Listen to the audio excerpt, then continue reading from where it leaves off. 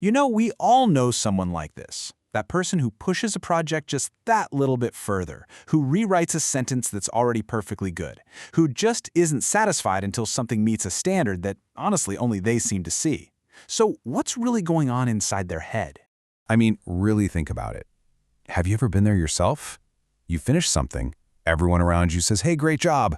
But deep down, you've got this little voice saying, yeah, but it could be better. It's a feeling we all get sometimes, but for certain people, it's just how they operate, day in and day out. It's almost like they're playing a totally different game, with a rule book that only they have access to. And look, this isn't about being insecure or fishing for compliments, not at all. They're guided by something much, much deeper, something entirely internal. Okay, so here's the big reframe. We often look at this behavior and just label it, right? We call it perfectionism, or we say that person is just being difficult, but psychology gives us a completely different way to look at it. This isn't a flaw, it's actually a sign of high internal standards, a really powerful personal guidance system. So let's dive in and break down the 5 traits that really define this. All right, first up, trait number 1. This is a big one. It's all about how they think. Well, about their own thinking. It's this habit called metacognition. So, people with high standards, they don't just accept their own thoughts as solid facts. Nope, they put them under a microscope. Their goal isn't to second-guess every little thing, but to make absolutely sure their conclusions are built on a solid foundation. You could say they're constantly running a quality check on their own mind to avoid falling for lazy thinking or hidden biases. And what's so cool here is that this gives us a peek into their internal monologue. Instead of just stating an opinion, their first move is to ask, okay, wait, why do I actually believe this? Where did this idea even come from? And hey, could I be wrong here? It's this constant self-questioning that keeps their thinking so sharp and so honest. And you can actually see that process in action right here. It's this really disciplined cycle. First, they identify a belief. Then they question its origin. Where did I pick this up? Next, they actively check for bias. Is there anything coloring my view here? And finally, they align it with logic, making sure it holds up to real evidence. This is what high-quality mental work really looks like.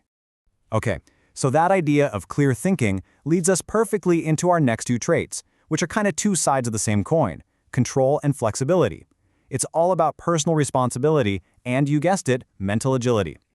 So trait number 2 is all about operating from a place of deep ownership. People with high internal standards have this fundamental belief that they are the architects of their own lives. For them, success and failure aren't about luck or fate. It's about the choices they make and the actions they take, period. I mean, just look at this comparison. The difference is night and day, right? One mindset is basically waiting for things to happen to them, while the other is all about making things happen. That deep sense of personal responsibility is the engine that drives everything they do. And the result of that ownership? It's something really profound. A deep, unshakable, quiet self-trust. They don't need a committee to sign off on their decisions or a crowd cheering them on, because their confidence is built from the inside out. Now for trait number 3, and this one might actually surprise you. These folks are incredibly flexible in their thinking. To them, changing your mind isn't a sign of weakness at all.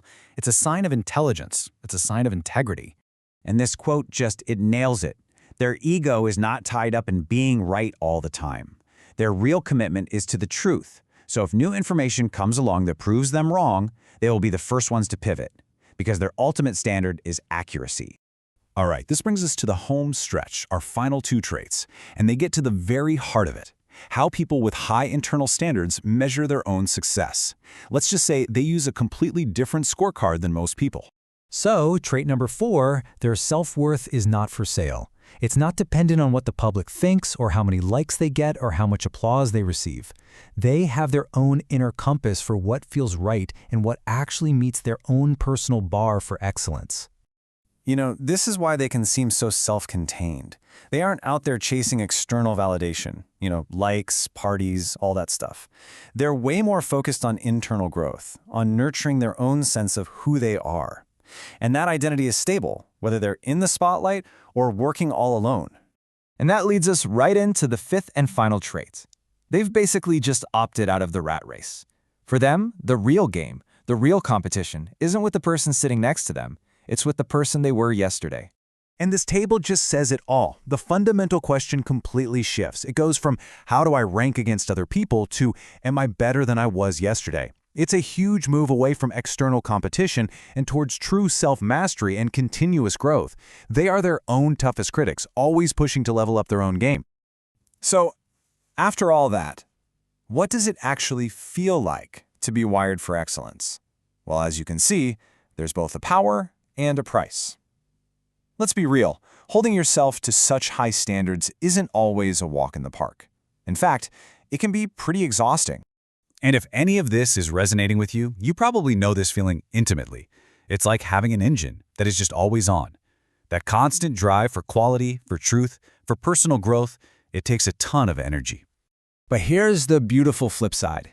That exact same intensity, that's your greatest asset. It is the very thing that pushes you to think more clearly, to make better decisions, and to constantly evolve. It really is a superpower. So, if you've ever had someone tell you you're being too hard on yourself, maybe it's time for a reframe. Maybe you're not being difficult. Maybe you're not a perfectionist. Maybe, just maybe, you are simply wired for excellence. And that leaves us with one final thought to ponder. Knowing all this, how will you channel that inner drive, not as a source of stress, but as your most powerful and defining strength?